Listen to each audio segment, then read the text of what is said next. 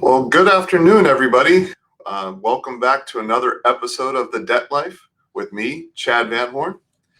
Today is one of my favorite topics to talk about, mentorship and financial education and its importance on young adults and children growing up.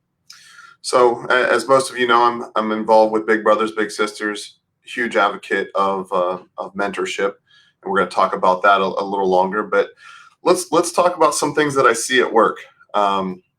Many of my clients are haunted by poor financial decisions made in their youth. They always talk about, if I would have known differently, if I would have had somebody to discuss these issues with, things might have been different. I filed bankruptcy for a client who was 18 years old. He didn't know the importance of having insurance on the vehicle that he was driving, didn't have the proper insurance, got into an accident, had his license suspended, needed to file bankruptcy to get rid of the liability of about $70,000 and get his license back. Obviously, starting your financial life off at 18 years old with a bankruptcy isn't the best. The good thing is he has the most valuable resource, youth, and he'll have time to rebuild. Generally speaking, it takes about 18 months, 24 months to rebuild credit after that. So let's jump into it. The number one thing that people need to understand and focus on, especially young adults, is credit score. Now, I'm not a big advocate of the credit score. I think that the credit scoring system is not necessarily fair, but it's a system that we have right now.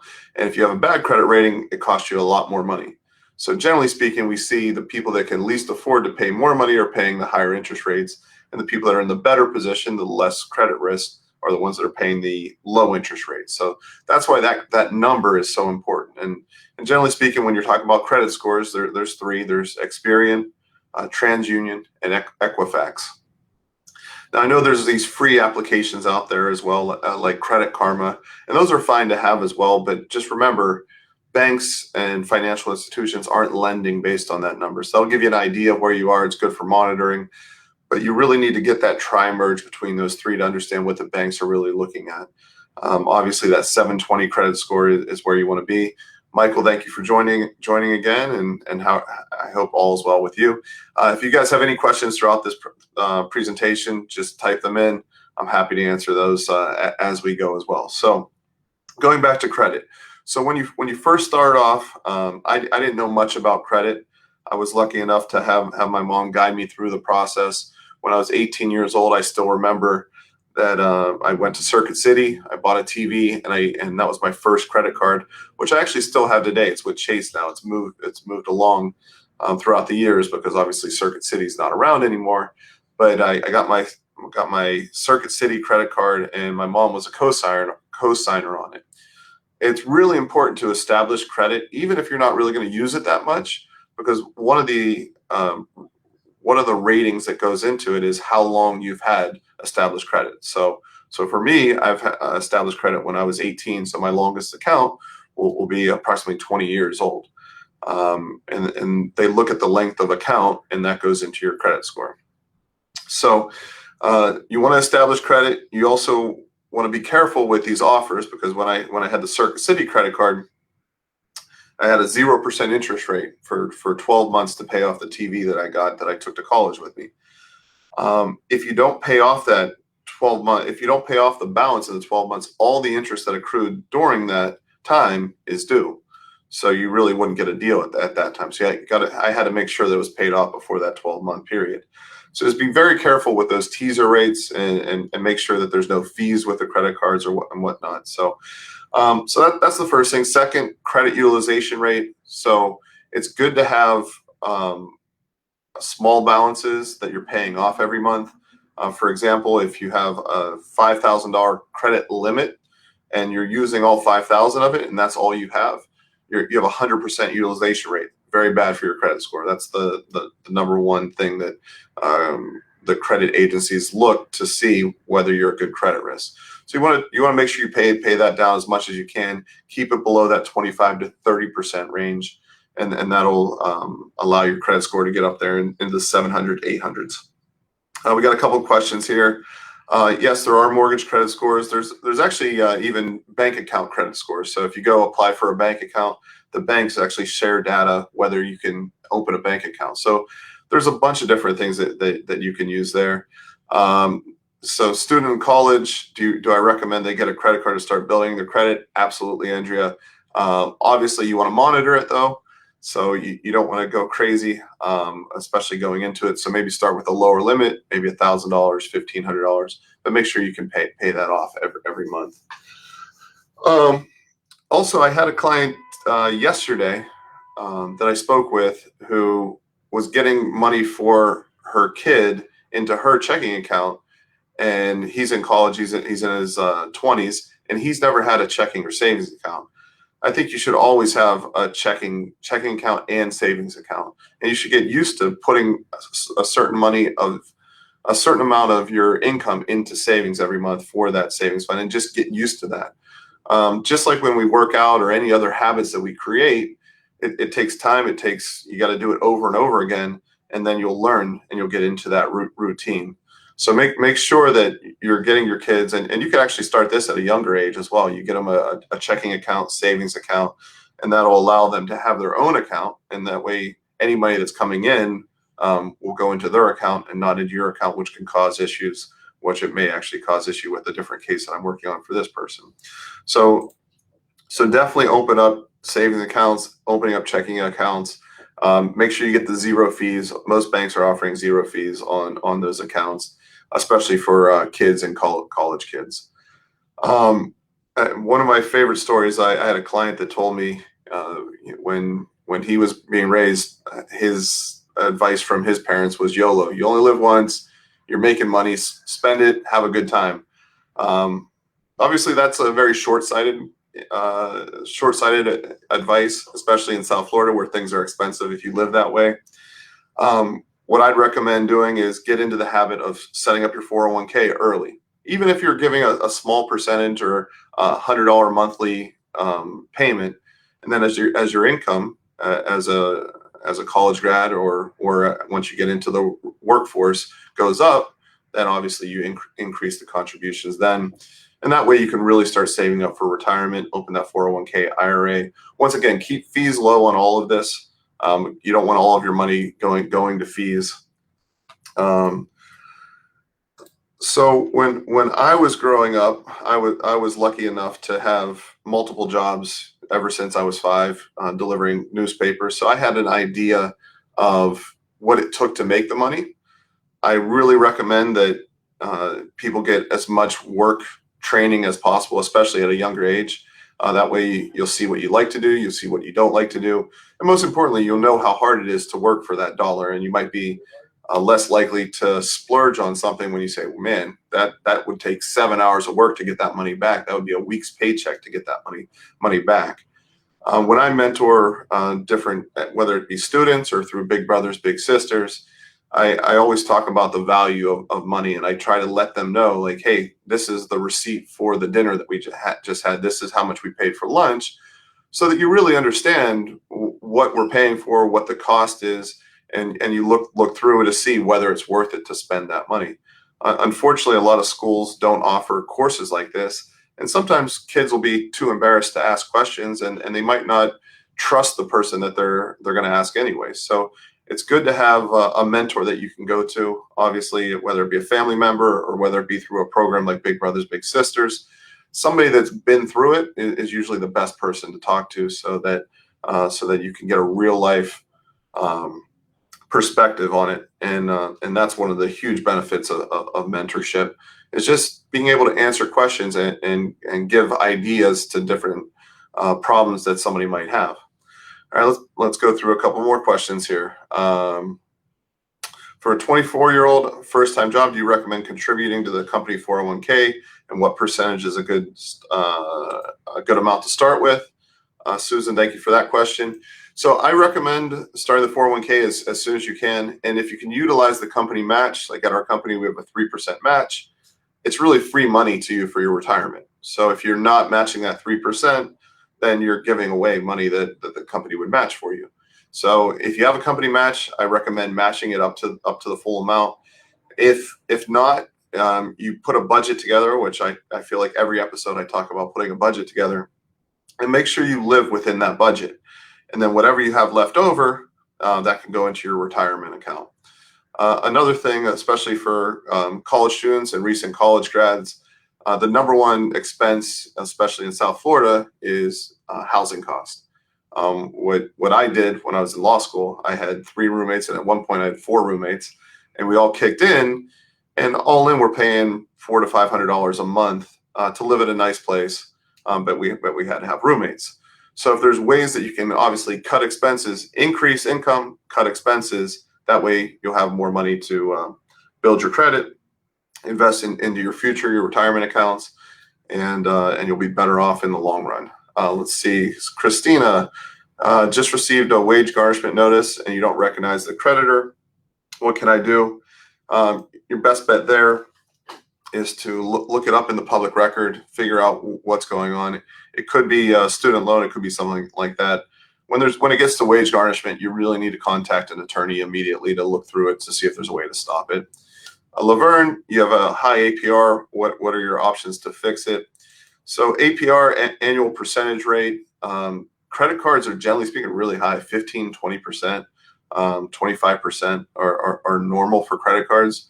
So what I recommend doing every year is contacting your credit card companies, seeing if you can increase your available credit line. So you want to ask them for an increase, and also you want to see if they will decrease your interest rate. I have it on my calendar. I do it once a year. I recommend that you do it. It was amazing the first time that I tried that.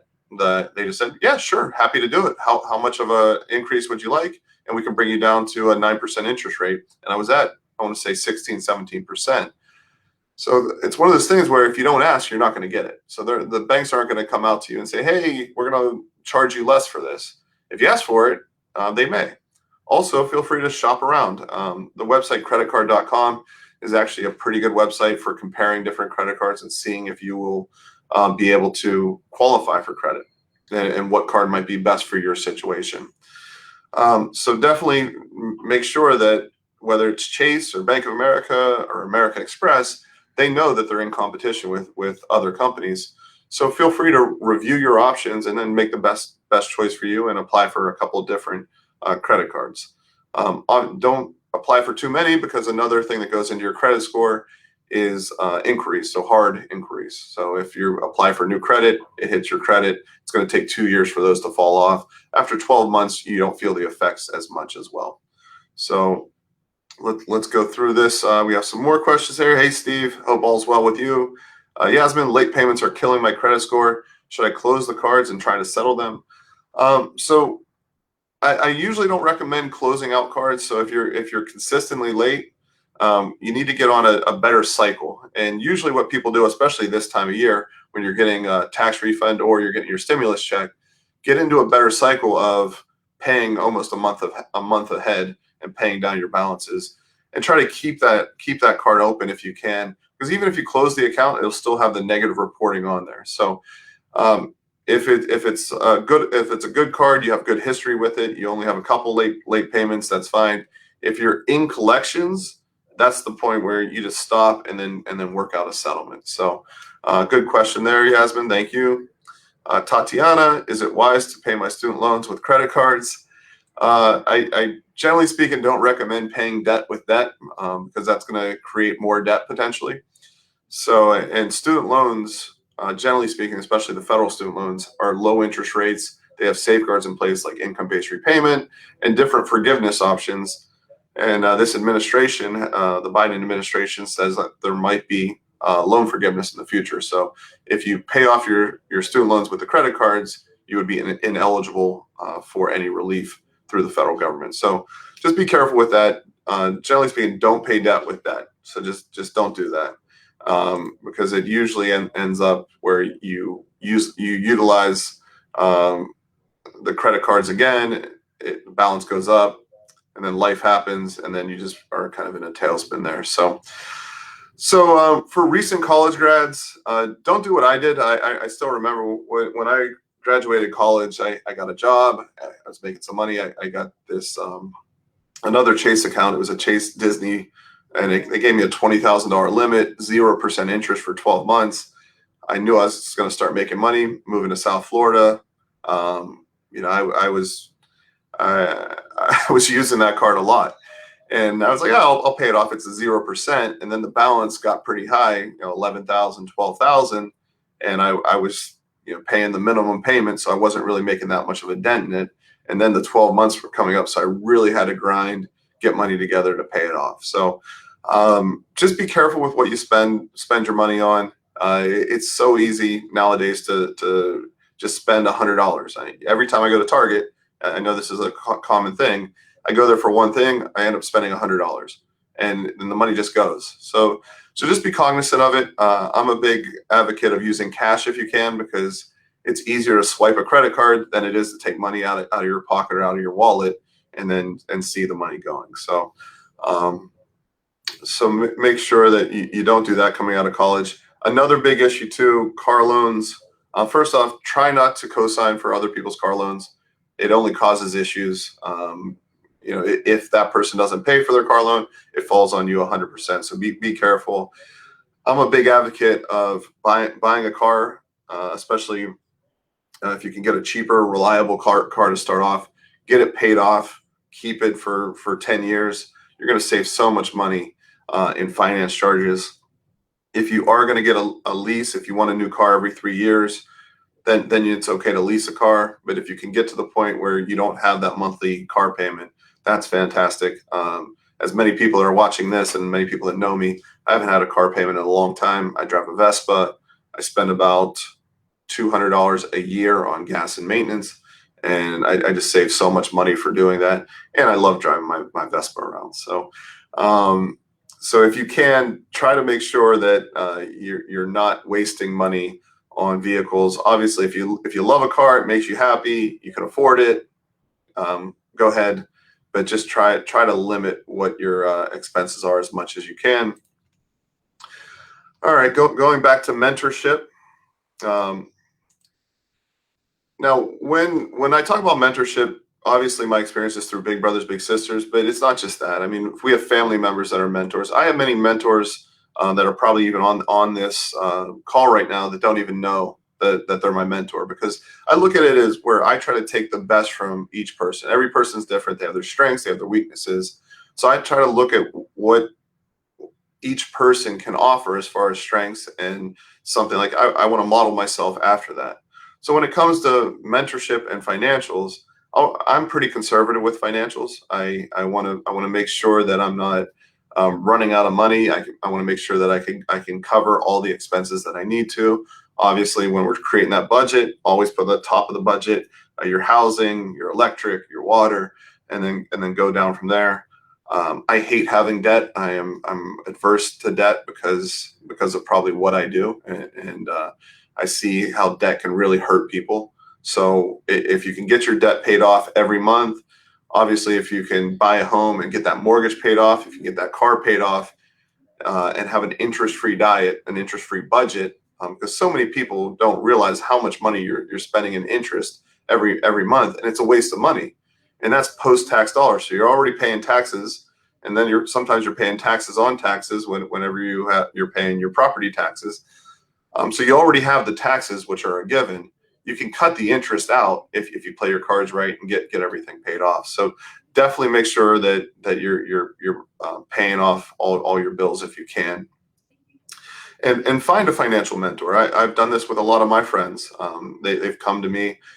They've come up with different approaches on how they're going to attack their debt. We talked about in other episodes the snowball method and the avalanche method of paying off your debt. And I check in with them. I just send them texts like, hey, how's it going? And it's a great feeling when they text me back. Just paid off another one. I got 6 more months left, and I'm going to be debt free. And I'm telling you, it takes a weight off. There's so much stress in the world to worry about that. Once you can get rid of this debt, and then the money that's coming in is yours, it's a huge relief. And then you can spend your money on more things that you like. Speaking of more things that you like, we have Big Brothers Big Sisters golf tournament coming up May 14th at Weston Hills Country Club. There's it's actually completely sold out, but you can still go to the event, and they have putt-putt.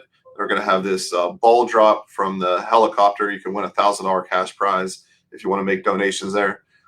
Don't put it on your credit, but if you want to go to Big Brothers Big Sisters, Broward County, if you just Google it, it'll come up, and then you can buy the balls that get dropped. That's going to be a really, really cool thing. If you want to volunteer as well, if you want to become a mentor, you can go through that website. We definitely need the mentors. It's our goal to match. We have a little over 600 kids on the waiting list, so it's our goal to match all of them. I've been it was a fantastic experience. I'm going to do it again, and definitely get involved. So, are there any other questions? Let me look through here real quick. I don't see any other questions. Oh, advice for college students: stay out of debt, build your credit. That's really what you need to do. File your taxes on time. Don't fall behind on the IRS, and really just ask questions. There's a lot of resources out there, and there's a lot of people that have been through this that are willing to mentor you.